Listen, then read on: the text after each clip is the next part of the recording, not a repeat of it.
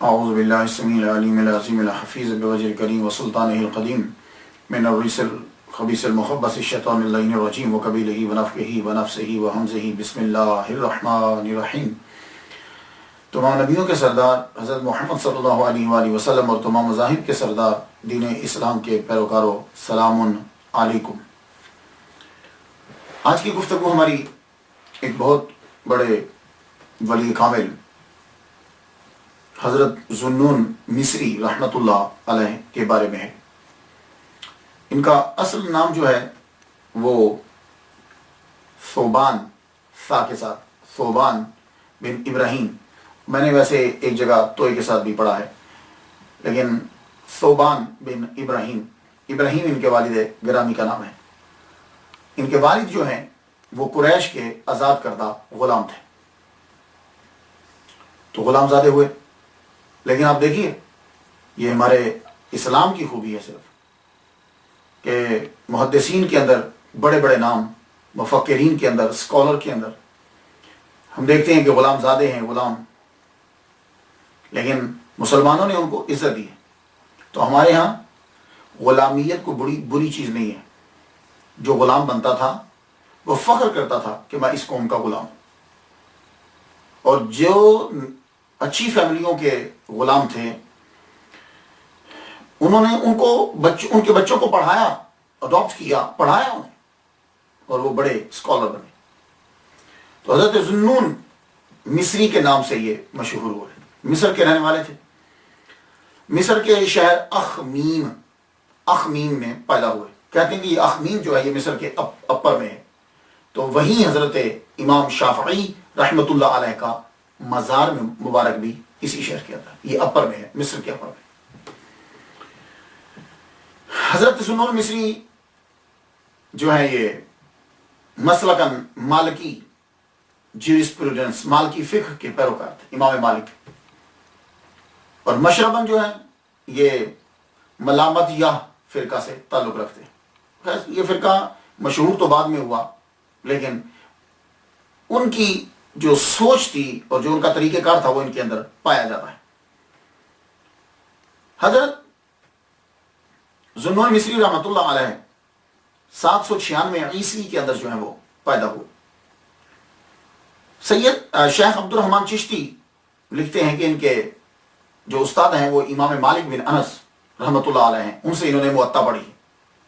میں نے پھر جا کر سن کو دیکھا کہ واقعی یہ امام مالک کے شاگرد بن سکتے ہیں اگر یہ 796 میں پیدا ہوئے ہوں، اور ان کا وصال مبارک جو ہے وہ 859 عیسوی میں ہوا، تو کیا یہ ان کی ملاقات ہو سکتی ہے؟ تو یہ ذہن میں رکھیے گا کہ امام مالک پھر ان کے استاد نہیں بن سکتے۔ وجہ یہ ہے کہ ان کا وصال مبارک امام مالک کا جو ہے وہ ان کی ولادت سے 1 سال قبل ہو گیا،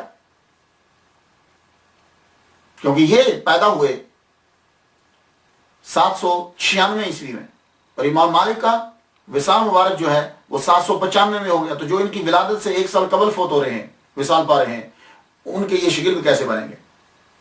تو اس لیے یہی وجہ ہے کہ زیادہ تر ہمارے ہاں یہ نہیں دیکھا جاتا سن 1900 یہ تو سن، اصل بات پہ جو ہے وہ توجہ دی جاتی ہے۔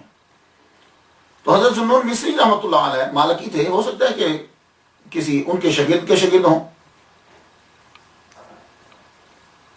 ذوالنون مصری کے بارے میں لکھا جاتا ہے کہ انہوں نے توبہ کس طرح کی، تو میں یہ لفظ توبہ جو ہے یہ اس سے ذرا اختلاف کرتا ہوں۔ وجہ یہ ہے کہ یہ پہلے ہی علم طب، علم ریاضی، کیمسٹری، اس کے زبردست عالم تھے، اور باقی علوم بھی انہوں نے پہلے پڑھے ہوئے تھے۔ ہاں، آپ یہ کہہ سکتے ہیں کہ ذوالنون مصری رحمۃ اللہ علیہ تصوف کی جانب کم مڑے۔ ہاں، کوئی ایسا تاریخ کے اندر ہمیں نہیں ملتا کہ ان کی زندگی جو ہے وہ پہلے ذرا کوئی ہٹ کے ہو، یہ ہے کہ تصوف کے اندر نہیں تھے، باقی ان کی زندگی ایک اچھے مسلمان کی طرح گزار رہے تھے۔ تو تصوف میں یہ کس طرح پلٹ کر آئے؟ تو یہ گفتگو کرنے سے پہلے میں 2 چیزوں پر اپنے سامعین کو، سننے والوں کو اور ناظرین کو، دونوں کو 2 چیزیں بتانا چاہتا ہوں۔ ایک تو ان کا نام جب ثوبان ہے تو ذوالنون کیسے پڑا، اور یہ ذوالنون کا میننگ کیا ہے، اور دوسرا جو ملامتیہ فرقہ ہے یہ ہوتا کیا ہے، یہ ملامت ہے کیا؟ یہ جب سمجھ میں آ جائے گی تو حضرت ذوالنون مصری رحمۃ اللہ علیہ کا مرتبہ کچھ واضح ہو جائے گا۔ نام کا شخصیت میں بڑا اثر ہوتا ہے. اگر کسی کا کوئی نام مشہور ہوا ہے تو کوئی ریزن تو ضرور ہوگی. تو میں نے 2 کتابیں پڑھی, دونوں میں مجھے ڈفرنٹ نظر آیا ہے. پہلے سن لیجئے. پہلا یہ بتاتے ہیں, ایک رزلٹ یہ ہے, تحقیق یہ ہے, کہتے ہیں کہ پتہ نہیں ہے کہ ان کا نام ذوالنون کیوں ہے, یہ ہمیں معلوم نہیں. لیکن جب شیخ فرید الدین عطار رحمۃ اللہ علیہ کی کتاب پڑھتا ہوں تو وہاں یہ معلوم پڑتا ہے کہ آپ ایک مرتبہ کشتی میں سفر کر رہے ہیں. یہ بہت پرانی بات ہے, یعنی آپ تصور میں آ چکے ہیں اور قلندرانہ اور ملامتیہ فرقے میں شامل ہو چکے ہیں, بلکہ ان کو تو بانیوں میں کہنا چاہیے. تو وہ کیفیت تاری ہے آپ پر. تو آپ جب کشتی میں سفر کر رہے ہیں تو آپ کا لباس عجیب سا ہے, کسی ایک جوہری کا چیزیں موتی گم ہو گیا, تو اس نے کہا کہ اس نے چوری کیا ہے. ان کے اوپر شک کرنے لگے. تو آپ نے سر جھکایا ہوا ہے تو کہنے لگے پروردگار اعلیٰ میری عزت کو بچا لے, لوگ جو ہے وہ میرے اوپر الزام لگا رہے ہیں. تو ایک دم سے کشتی جو جا رہی ہے تو ہزاروں مچھلیاں جو ہیں وہ اپنے منہ میں موتی لے کر سطح آب پر آ گئی. آپ نے ان میں سے ایک کے منہ سے موتی پکڑا اور اسے کہا یہ لو, یہ لے لو. تو کہتے ہیں کہ اس دن کے بعد آپ کا نام پڑ گیا ذوالنون مصری. نون کہتے ہیں مچھلی کو. زیادہ تر جو ہے مشہور جو ہے وہ نون کا معنی مچھلی. انگلش کے اندر تو نون کہتے ہیں نا 12 بجے کو, 12 o'clock کو نون کہتے ہیں. عربی کے اندر جب نون بولا جائے گا تو سیاق و سباق بتا دیتا ہے کہ نون کا یہاں معنی کیا ہے, کیونکہ عربی کے اندر نون کے 2 معنی ہیں. ایک تو نون کا معنی ہوتا ہے مچھلی. جیسے حضرت یونس علیہ السلام کے بارے میں آپ پڑھیں گے تو پروردگار عالم قرآن مجید میں فرماتا ہے اذ ذهب مغاضبا وظنون اذ ذهب مغاضبا فظن ان لن نقدر علیہ. ظنون وہ مچھلی والے, تو ویل مچھلی, نون سے مراد بڑی مچھلی ہے. تو قرآن مجید کے اندر ذوالنون استعمال ہو چکا ہے. اسی طرح نون کا معنی جو ہے وہ دوات بھی ہوتا ہے. جیسے نون والقلم وما یسطرون. اب یہاں نون کا معنی مچھلی نہیں کریں گے کیونکہ آگے قلم ہے. قلم اور مچھلی کا کیا تعلق آپس میں؟ تو نون والقلم وما یسطرون, نون دوات کی قسم, قلم پن کی قسم, وما یسطرون جو دونوں کے ملاپ سے لکھا گیا ہے. تو یہاں نون کا معنی دوات بن گیا. تو نون ذوالنون مچھلی والے. لیکن ایک تشریح جو ہے وہ یہ ہے کہ یہ ذوالنون جو مچھلی کا واقعہ ہے کشتی کا, یہ آپ کا نہیں ہے. لیکن آپ کشتی میں تھے, آپ کشتی میں تھے. یہ واقعہ کسی لڑکے کا ہے. وہ کشتی میں بیٹھا ہوا تھا, پرانے سے کپڑے تھے, لوگوں نے اس کو شک کیا اور اس نے حکم دیا. تو مچھلیاں جو ہیں وہ پانی میں سے آئیں اور ان کے منہ کے اندر ایک ایک موتی تھا. تو وہ اس نے ایک پکڑ کے اس کو دے دیا اور پھر وہ پانی کے اوپر چلتا ہوا کہیں غائب ہو گیا. یہ اس طرح بھی میں نے واقعہ پڑھا ہے. لیکن خدا بہتر جانتا ہے کہ ذوالنون مصری رحمۃ اللہ علیہ, ہو سکتا ہے کہ یہ واقعہ انہی کا ہی ہو. اس کے بعد یہ ہے کہ ملامت یا فرقہ جو ہے زیادہ تر یہ 3 صدی ہجری کے آخری حصے میں شروع ہوا باقاعدہ طور پر. ملامت یا فرقہ 3 صدی کے آخر میں اور 4 کے شروع کے اندر نیشا پور سے یہ شروع ہوا. ملامت یا فرقہ جو ہے, یہ ملامت یا فرقہ جو ہے کرتا کیا ہے؟ اس کے مشہور نام جو ہے وہ بانیوں میں شیخ ابو حفص خداد اور شیخ حمدون قصاب رحمۃ اللہ, یہ لوگ ہیں, یہ بانیوں میں سے ہیں. لیکن پرانے بزرگ جو ہیں وہ اپنی چیزوں کو, عبادت کو اور ان چیزوں کو چھپایا کرتے تھے کیونکہ وہ خالص اللہ کی رضا کی خاطر کرتے تھے. جو وقت گزرتا گیا یہ چیزیں لوگوں کے سامنے مشہور ہونے لگی. اب ملامت یا فرقہ کرتا کیا ہے؟ دیکھیے, جو اس گروہ کے فقیر ہوتے ہیں, صوفی ہوتے ہیں, وہ نوافل بھی ادا کرتے ہیں, فرائض بھی پڑھتے ہیں, سنن بھی پڑھتے ہیں, مستحبات بھی پڑھتے ہیں, یہ سب, لیکن وہ چھپ کے پڑھتے ہیں. کلندر میں اور ملامت یا فرقہ سے جو تعلق رکھتے ہیں ان کے اندر فرق تھوڑا سا ہی ہوتا ہے. کلندر فرض تو پڑھتا ہے, باقی چیزیں کبھی لوگوں کے سامنے, کبھی چھپ کر, کبھی کس طرح, لیکن وہ فرض کا بڑا خیال رکھتا ہے. کلندر, یہ یاد رکھیے گا, وہ فرض کا تارک نہیں ہوتا. لیکن جو ملامت یا فرقہ کا پیروکار ہوگا صوفی, وہ کیا کرتے ہیں, وہ ساری چیزیں پڑھتے ہیں لیکن لوگوں کو بتاتے نہیں, اور ایسی حرکت کرتے ہیں کہ لوگ ان سے متنفر ہو جائیں. شریعت جو ہے وہ اس عمل کی ان کو اجازت دے رہی ہوتی ہے لیکن لوگوں کو سمجھ نہیں آتی کہ یہ وہ عمل کیوں کر رہا ہے, اور وہ لوگ یہ سمجھتے ہیں کہ یہ شخص جو ہے یہ فاسق ہے. اس کی میں مثال دیتا ہوں. آپ لوگوں نے اگر قرآن پڑھا ہو یا فقہ پڑھی ہو تو آپ کو معلوم ہے کہ جو مسافر ہے اس کے اوپر روزہ لازم نہیں ہوتا. ٹھیک ہے, یہ تو آپ جانتے ہیں نا. اللہ تعالیٰ نے رخصت دی ہے کہ اگر تم سفر کر رہے ہو تو پھر تم روزہ نہیں رکھو. تو اب یہ ملامت یا فرقہ کے جو لوگ ہوں گے, اگر ان میں سے کوئی مشہور ہو جاتا ہے تو وہ کیا کرے گا کہ وہ جب جاتا ہے کسی جگہ کے اوپر, تو اب وہ مسافر ہے, اس نے دیکھا کہ میری مشہوری ہو گئی ہے, تو یہ مشہوری سے جان چھڑاتے ہیں. لوگوں سے پرے ہٹتے ہیں، اللہ کے لیے عبادت کرتے ہیں۔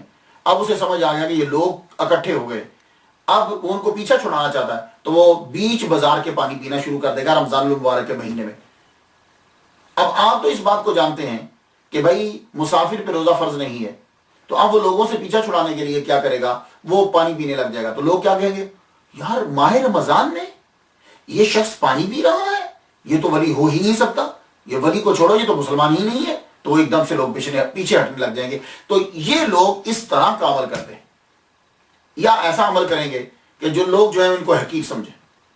میں نے اپنے والد گرامی رحمۃ اللہ علیہ طالب حسین شاہ رحمۃ اللہ علیہ کو دیکھا، عالم دین ہے ٹھیک ٹھاک، رستے میں سڑک کے اوپر ہی بیٹھے ہوئے، مٹی جو ہے وہ کھید رہے، اور وہاں اب یہ سڑک جو ہے، سڑک کا کنارہ وہ باغ ہے لوگوں کا ہے، اور وہاں جو ہے وہ پودے لگا رہے ہیں۔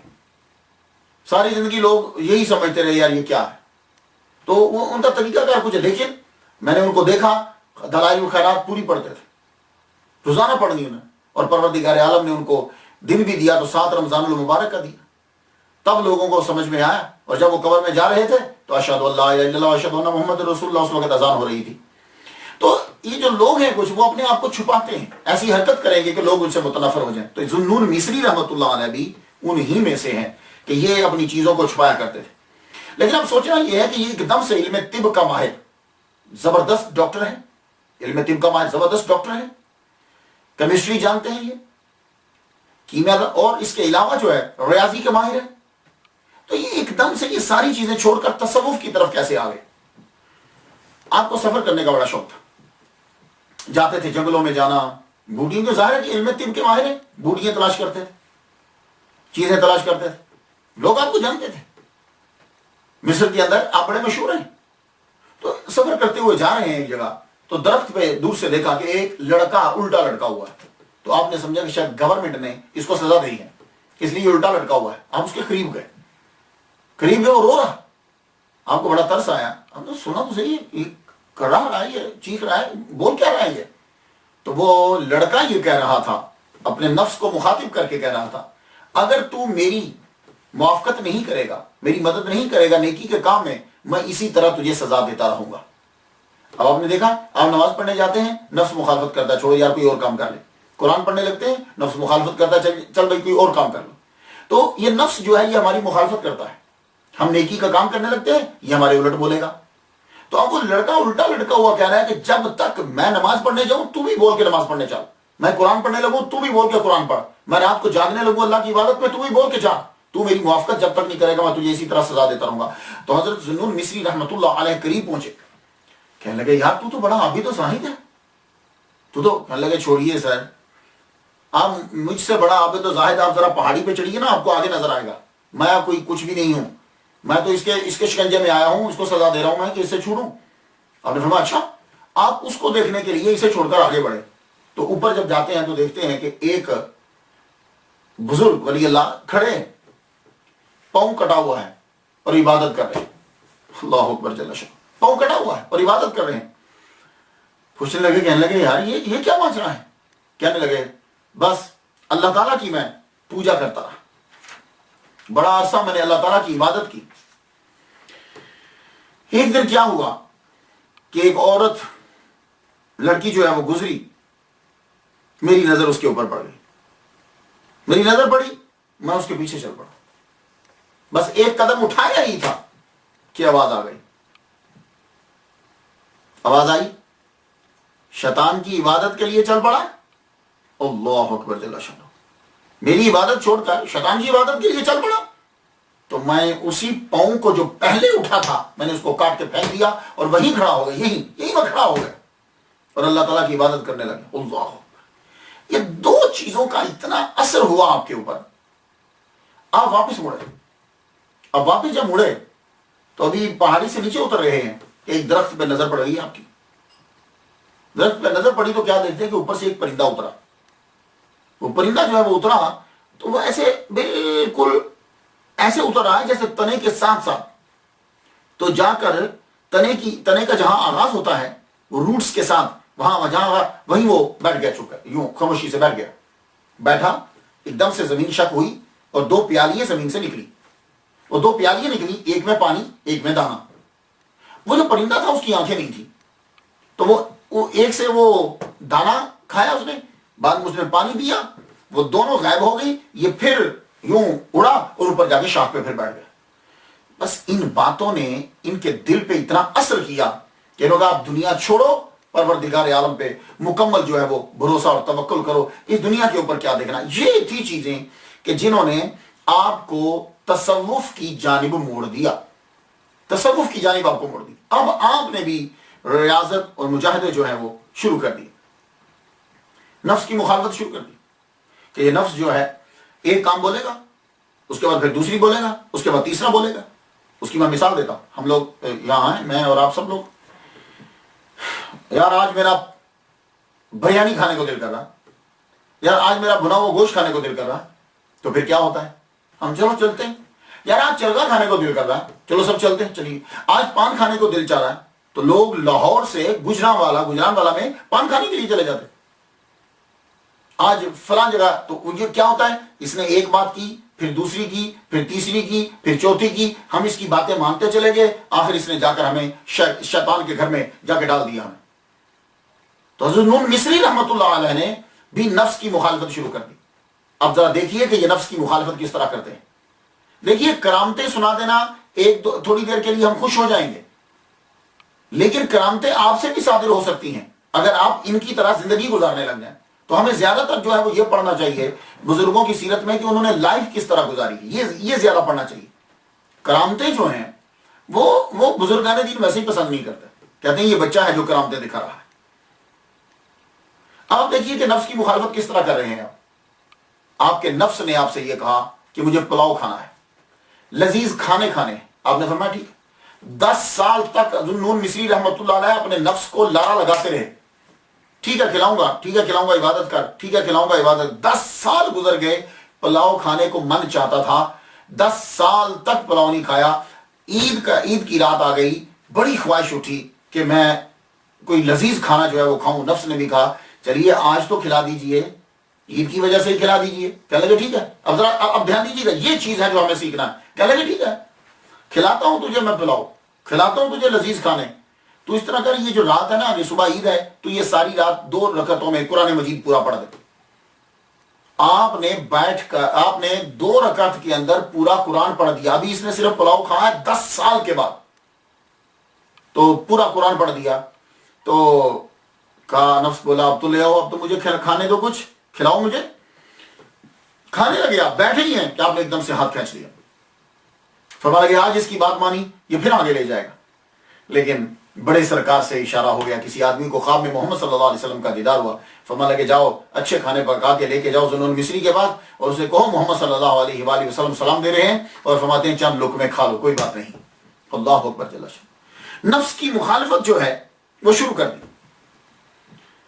آپ جو یہ اعزاز حاصل ہے حضرت ذو مصری رحمۃ اللہ علیہ کو کہ آپ نے وہ جو تصوف کے جو خیالات تھے نا، جو اشارات تھے، ان کو لفظوں کا جامع پہنایا آپ نے سب سے پہلے۔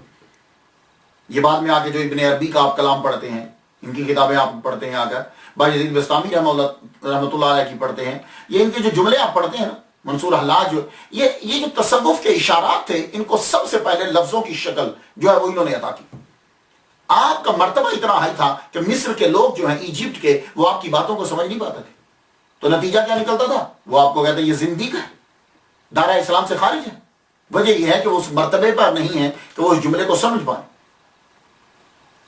تو جب آپ کو زندیق قرار دے دیا گیا، تو آدمی کا جو دشمن جب بڑا ہوتا ہے نا، تو سمجھ جایا کرو وہ بندہ بھی بہت بڑا ہے۔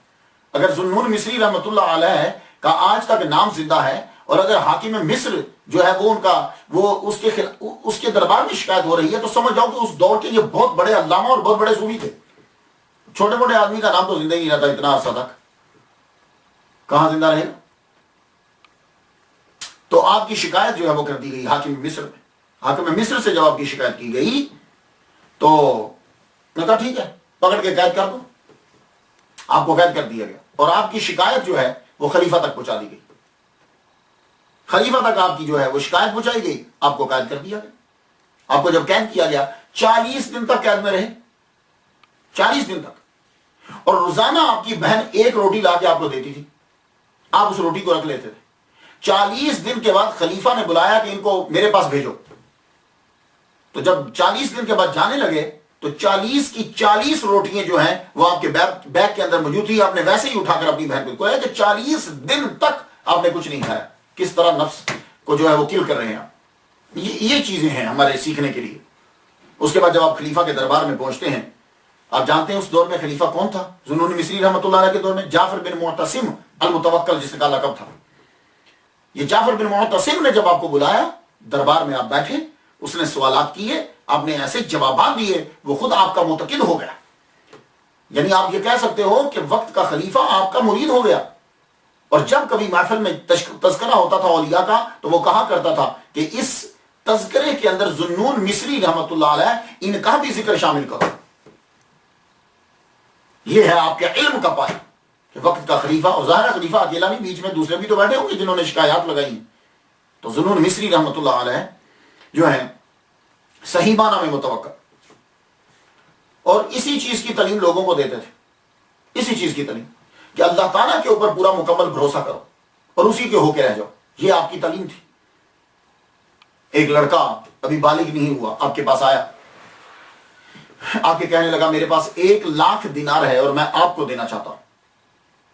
آپ نے فرمایا دیکھو تم ابھی بچے ہو, تم دینے کے مجاز نہیں ہے, تم نابالغ ہو, جب بالغ ہو گئے تو دیکھا جائے گا. وہ بچہ جب بالغ ہو گیا وہ سمجھ گیا کہ یہ میری پیسے نہیں لیں گے. اس نے 1,00,000 دینار فقراء پہ تقسیم کر دیا اور آپ کے آ کے مریدوں میں شامل ہو گیا, اور آ کے کہنے لگا حضور میں آپ کا مرید بن کے رہنا چاہتا ہوں. مرید بن کے رہنے لگ گئے. لیکن کچھ عرصہ گزر گیا تو آپ کو دیکھو جو فقراء جو ہوتے ہیں نا, ان کی حالت جو ہے وہ اختیاری ہوتی ہے, یہ خود پسند کرتے ہیں اس حالت کو. اس نے یہ سمجھا کہ میرے پیر آج کل بڑی مشکل میں ہے, ان کو بڑی ضرورت ہے پیسوں کی. تو ایسے ہی قریب آ گیا, کہنے لگا حضور میں آپ کی حالت دیکھ رہا ہوں کہ آپ ضرورت مند ہیں. یہ اتنے فقراء اور یہ اتنے مریدین سب آپ ان کو کھلاتے ہیں, آپ کے پاس کچھ نہیں ہے. کاش کہ میرے پاس آج پیسے ہوتے. تو حضرت ذوالنون مصری رحمۃ اللہ علیہ سے کہنے لگا کہ میں آپ کی نظر کر دیتا. آپ سمجھ گئے ابھی تک یہ فقراء کے مقام کو نہیں سمجھا. فرما لگے جاؤ فلاں دوا لے کر آؤ, فلاں چیز دوا خانے سے لے کر آؤ. لے کر آئے, کہا اس کو ذرا رگڑو. پھر کہا کہ اس کو زیتون کے تیل میں ملا کے میرے پاس لے آؤ, اس کی گولیاں بنا کے, 3 گولیاں بنانا, اس کی 3 گولیاں بنا کے لائے. آپ نے اس کے اندر سوراخ کیا, کلام پڑھا, پڑھنے کے بعد پھونکا, فرمایا یہ لو پکڑو. پکڑا تو وہ تینوں کے تینوں یاقوت بن چکے تھے. فرما لگے جاؤ تم اس کو نہیں پہچانو گے, جاؤ جوہری کے پاس چلے جاؤ اور جا کے اس سے پوچھو کہ ان کی پرائس کتنی ہے, ان کی قیمت کتنی. جوہری کے پاس جب لے کے گئے تو جوہری نے جب دیکھا تو حیران ہو گیا. کہنے لگا اس کلر کے یاقوت جو ہیں وہ تو نایاب ہیں. یاقوت کا کئی کلر ہوتے ہیں, اس کلر کا جو یاقوت ہے, روبی جو ہے یاقوت ہے, وہ تو نایاب ہے. میں تمہیں 1,000 دینار دیتا ہوں اس کے کلر کی وجہ سے. تو مرید نے کہا میں آتا ہوں پوچھ کے, تو آگے جواب دیتا ہوں آپ کو, میں اپنے مالک سے پوچھا. تو وہ تینوں یاقوت واپس لائے. کہنے لگے حضور ان کے 1,000 دینار وہ دے رہا جوہری. فرما لگے اس کو پانی میں ڈال دو, پھینک دو. پھینک دیا. کہا بس تجھے میں یہی بتانا چاہتا تھا, مجھے پیسوں کی ضرورت نہیں ہوتی فقراء کو. اللہ اکبر, اللہ پہ بھروسہ کرو. اب اسے فقر جو ہے وہ سمجھ میں آیا. تو خواتین و حضرات, یہ ولی اللہ ہوتے ہیں. اگر آپ کسی بندے کو دیکھو کہ وہ پیسے بٹور رہا ہے, پیسے لے رہا ہے, ہٹ جاؤ اسے. جو خود تمہاری میل لے رہا ہے وہ تمہیں کیا دے سکتا ہے؟ ولی کامل. ان ولیوں کو ہم جو ہے مانتے ہیں اور ان کے پیروکار ہیں. ان پر کوئی انگلی بھی اٹھا نہیں سکتا. فرماتے ہیں تبلیغ میں نے بڑی کی. حضرت ذوالنون مصری رحمۃ اللہ علیہ فرماتے ہیں میں نے بہت تبلیغ کی, لوگوں کو سمجھاتا تھا, لیکن صحیح معنی میں ایک شہزادہ ہدایت یافتہ ہوا. اور یہ جو میں بات بتانے لگا ہوں, یہ بات جو ہے ٹائٹل جملہ سمجھ لیجیے. یہ اصل جو ہے, کہنے لگے صحیح معنی میں ایک شہزادہ ہدایت یافتہ ہوا. لوگوں نے پوچھا حضور وہ کیسے؟ فرمانے لگے میں مسجد سے باہر نکل رہا ہوں, مسجد سے نکلا تو ایک شہزادہ جا رہا تھا. تو میں نے یہ صدا بلند کی, جملہ سنیے گا, اور غضب کا جملہ ہے. میں نے ان کے سارے جملوں میں سے اس جملے کو چنا ہے. فرمانے لگے کمزور کا طاقتور سے لڑنا احمقانہ فعل ہے. شہزادہ رک گیا, کہنے لگا آپ نے کیا کہا ہے؟ कमजोर का ताकतवर से जंग करना अहमकाना फेल है। इसका मतलब क्या है? फरमाने लगे सुनो, बंदा कमजोर, मखलूक, कायनात का मालिक, ताकतवर, तो जब ये कमजोर उसकी बात नहीं मानता तो गोया कि लड़ रहा है। तो कमजोर का उससे लड़ना बेवकूफी नहीं तो अहमकपन नहीं तो और क्या है? शहजादे ने सुना, फरमाते हैं चला गया, वापिस आया दूसरे दिन, आके कहता है कि विसाले खुदाबंदी के लिए कौन सी राह इख्तियार की जाए, अल्लाह से मिलने के लिए, कुर्ब के लिए। फरमाने लगे दो रास्ते हैं, सुनिए ये चीज है जो हमें सीखना है। करामतें सुनकर ज़हन खुश होगा तो निकल जाएंगे। फरमाते हैं दो रास्ते हैं अल्लाह से मिलने के लिए, एक छोटी राह है, मुख्तसर शॉर्टेस्ट, एक बड़ी। छोटी राह तो यह है कि ख्वाहिशात दुनिया को छोड़ दिया जाए, मासियत गुनाहों को छोड़ दिया जाए। और तवील राह यह है कि अल्लाह के अलावा सबको छोड़ दिया जाए। तो वो शहजादा कहने लगा ये राह जो तवील राह है यही चाहिए, अल्लाह के अलावा सारी चीजों को छोड़ दिया जाए। फरमान लगे ये शहजादा है जो सही माना में हिदायत याफ्ता हुआ और बात को समझ गया। हम लोग नमाज पढ़ते हैं, अल्लाह अकबर, नमाज पढ़ी, जबकि मसाला यह है कि वुजू करो तो जवानों की तरह करो, नमाज पढ़ो तो बूढ़ों की तरह पढ़ो, और दुआ मांगो तो बच्चों की तरह मांगो। बच्चे रो के चीज मांगते हैं, ये असूल है। और हम क्या करते हैं, हम लोग वुजू करेंगे बूढ़ों की तरह, पानी खोल देंगे बैठे रहेंगे, नमाज पढ़ेंगे जवानों की तरह, झटपट पड़ी उग गए मसला। और दुआ तो खैर अब हम मांगते ही नहीं। नमाज पढ़ने का तरीका जो सीखना है वो हमें औलिया किराम से सीखना है। जब हम नमाज पढ़ने जाते हैं, यकीन जानिए, अगर आप बुरा ना माने तो मैं इतना जुमला बोल दूं कि मस्जिद को हमने अपने ऑफिस से भी कमतर समझा है। जुमला बुरा होगा, लोग गुस्सा करेंगे, लेकिन हकीकत यही है। आप पूछेंगे वो कैसे?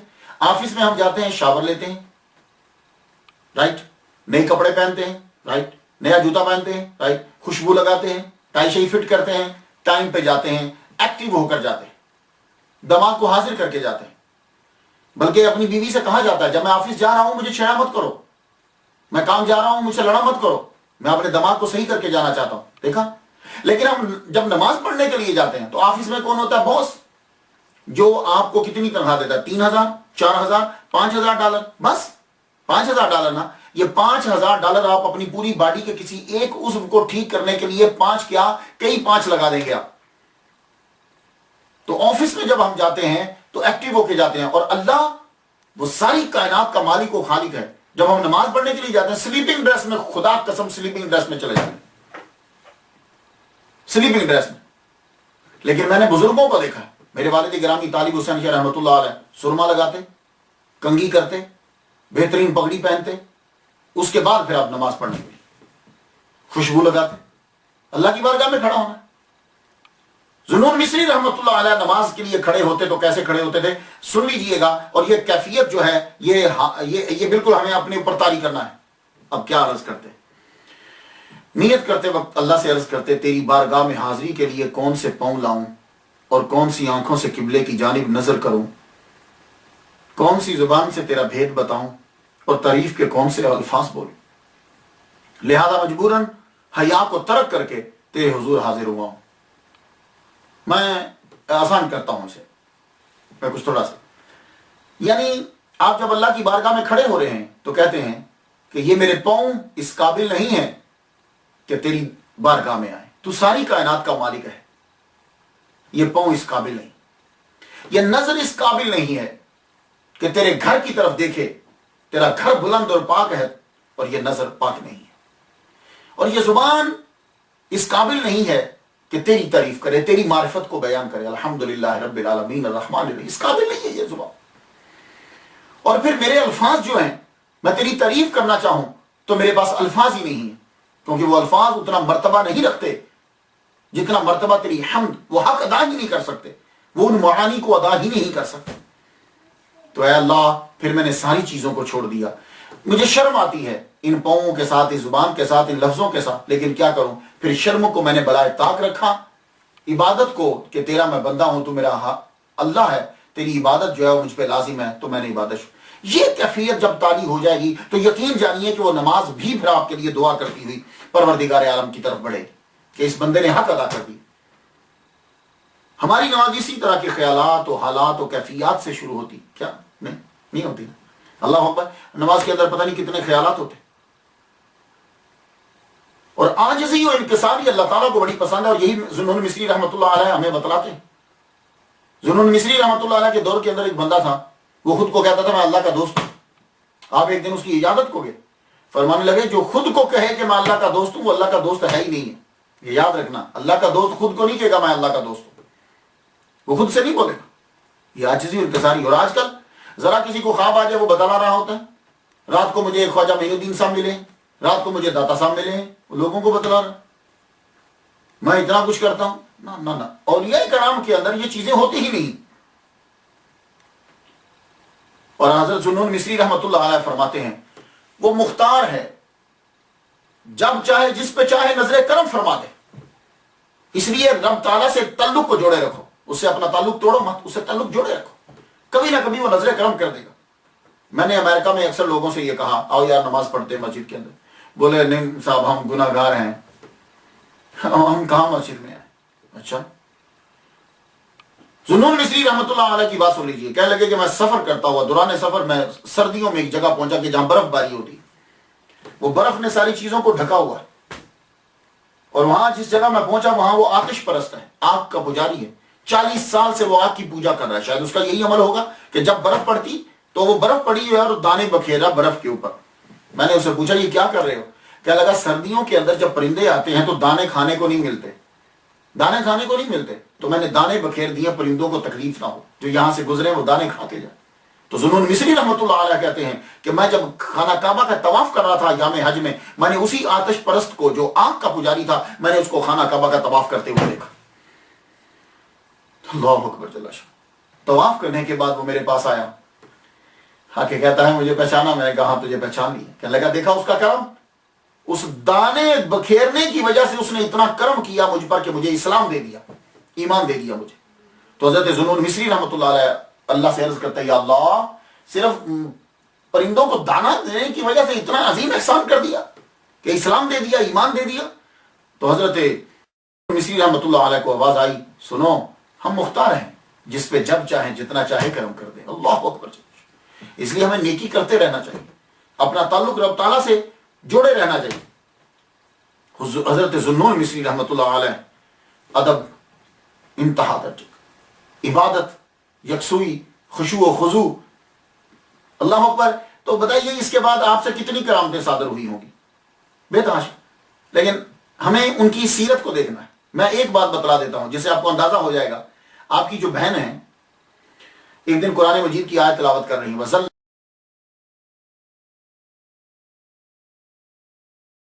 عَلَيْكُمُ الْغَمَامَ وَأَنزَلْنَا عَلَيْكُمُ الْمَنَّ وَالسَّلْوَىٰ. یہ آیت تو سنی نا آپ نے کہ اللہ تعالیٰ فرماتا ہے کہ ہم نے بنو اسرائیل کے اوپر من و سلوہ اتارا. من سلوہ وہ شبنم کے چھوٹے چھوٹے قطرے، وہ شہد کے طرح میٹھے ہوتے، اور وہ بٹیرے ٹائپ کا ایک پرندہ سا یا تھوڑا سا بڑا اس سے وہ آ جاتا تھا، تو من و سلوہ اسے کہتے ہیں. تو عرض کرتی ہیں یا اللہ بنی اسرائیل پر اگر تیرا من و سلوہ اترا ہے تو یہ جو امت محمدیہ ہے، محمد صلی اللہ علیہ وسلم کا کلمہ پڑھنے والے، کیا مسلمان اس سے محروم رہے؟ اسی وقت اللہ تعالیٰ نے ان کے لیے من و سلوہ کو نازل فرما دیا. اللہ اکبر جل شانہ. تو جن کی بہن جو ان کے اثر میں ہے ان سے اتنی بڑی کرامت صادر ہو رہی ہے تو ذوالنون مصری رحمۃ اللہ علیہ سے کتنی ہوئی ہوں گی. لیکن مجھے کرامتوں پہ ڈسکس نہیں کرنا. تو خواتین و حضرات، یہ عظیم ہستی جس کو مصر کے لوگ جو ہے وہ زندگی کہتے رہے، جن کو مصر کے لوگ پہچان نہ پائے، اور یہ ہمارا وتیرہ ہے کہ ہم زندگی کے اندر لوگوں کو کم ہی تسلیم کرتے ہیں. جب دنیا سے رخصت ہوئے، جنازہ جب ان کا اٹھا تو اللہ تعالیٰ نے غیب سے پرندے کے جھنڈ پرندوں کے بھیج دیے. ان سخت دھوپ تھی، تو دھوپ پڑ رہی تھی، گرمی شدت کی تھی. تو کیا کیا کہ ان پرندوں نے یوں، آپ کی چارپائی جا رہی ہے تو پرندوں نے آ کر اوپر یوں پر پھیلا دیے اور اوپر یوں جا رہے ہیں. کئی لوگوں نے دیکھ کر جو ہے وہ اس کیفیت کو کلمہ پڑھا، اور کئیوں نے توبہ کی. تب معلوم پڑا کہ یہ اللہ تعالیٰ نے ان کو کتنا مرتبہ جو ہے وہ عطا فرمایا ہے. تو جب یہ ان کا جنازہ جا رہا ہے تو مسجد کے قریب سے گزرے تو مؤذن اس وقت اذان دے رہا تھا، اشہد ان لا الہ الا اللہ. جو ہی اس نے اشہد ان لا الہ الا اللہ کہا اور آپ نے یوں کفن سے ہاتھ باہر نکال کے انگلی کو کھڑا کر دیا. اشہد اللہ الہ الا، اور یہ دیکھیے یہ انگلی ضرور کھڑا کیا کرے. حضور صلی اللہ علیہ وسلم کی حدیث مبارکہ ہے کہ جب آدمی اشہد اللہ الہ الا اللہ پہ یوں کرتا ہے تو یہ شیطان کو یوں پڑتی ہے جیسے استاد چھڑی نہیں مارتا اسٹوڈنٹ کو، یہ شیطان کو یوں پڑتی، اس لیے اس کو کھڑا کیا کریں اشہد اللہ الہ الا اللہ. ضروری نہیں کہ تشہد میں، اذان میں بھی، تکبیر میں بھی اشہد اللہ الہ الا اللہ، یہ شیطان کو چھڑی کی طرح لگتی.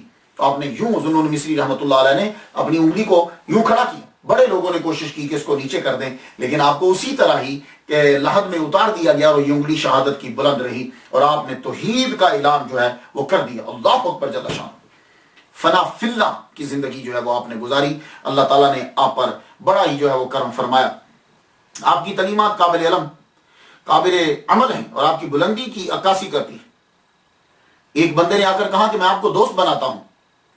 فرمایا صرف اللہ سے دوستی کرو، اس کی دوستی تمہارے لیے کافی ہے. اگر تم حق شناس نہیں ہو تو ایسے کی جستجو کرو جو تمہیں حق سے شناسا کر دے. آپ دنیا سے رخصت ہوئے اور آپ کا جملہ، ٹائٹل جملہ، جو پالیسی میکر جملہ ہے وہ آپ کی نظر کرنا چاہتا ہوں. ہر ولی کی گفتگو کے بعد میں وہ جملہ بولتا ہوں کوئی نہ کوئی. ان کا جملہ یہ کمزور بندے کا اپنے طاقتور خالق سے لڑنا احمقانہ فعل ہے. ہم لوگ کمزور ہیں، یہ بات یاد رکھیے گا. خلق الانسان ضعیفا، ہم کمزور ہیں اپنے خالق سے جو ایک اشارے میں پوری کائنات کو تباہ کر سکتا ہے. ہم اسے لڑ نہیں سکتے. اس لیے اپنی زندگی کے اندر پوری کوشش کرو کہ گناہوں سے بچتے چلے جائیں اور اس سے مدد طلب کرو. آپ کا وصال مبارک جعفر بن معتصم کے عہد میں 245 ہجری میں آپ کا ہوا اور آپ کا مزار پورانوار مصر میں ہے. میں نے تو ان کے لیے تقریر شروع کرنے سے پہلے ہی فاتحہ پڑھ دی تھی. آپ لوگ بھی تقریر سننے کے بعد حضرت ذوالنون مصری رحمۃ اللہ علیہ کے لیے فاتحہ پڑھ دیجئے گا. اجازت دیجئے. وآخر دعوانا ان الحمد للہ رب العالمین.